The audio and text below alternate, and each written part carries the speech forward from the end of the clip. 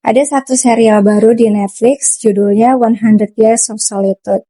Dan serial ini lagi disorot oleh banyak pembaca karya sastra karena serial ini adalah adaptasi dari novel terkenal karya Gabriel Garcia Marquez dengan judul yang sama, 100 Years of Solitude. Kenapa kok bisa jadi sorotan? Karena novelnya itu dianggap mustahil untuk dijadikan film ataupun series.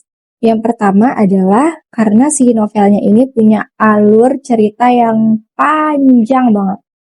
Jadi kalau pada umumnya novel itu menceritakan kisah hidup seseorang, novel 100 Years of Solitude ini menceritakan kisah hidup suatu keluarga selama 7 generasi.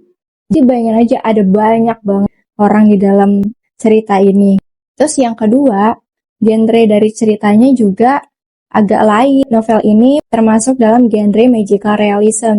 Apa itu magical realism? Magical realism itu sebenarnya adalah sebuah genre yang termasuk genre fantasi. Tapi nggak fantasi-fantasi banget. Jadi dalam magical realism itu ada 4 elemen. Yang pertama, setting tempat harus di dunia nyata.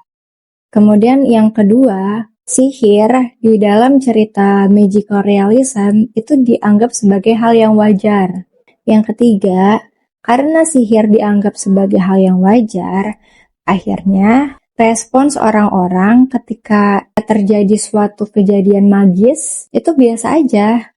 Mereka nggak yang kayak bertanya-tanya, kok bisa kayak gitu, kok bisa, enggak. Mereka cukup kayak, udah. Dan yang keempat, yang terakhir,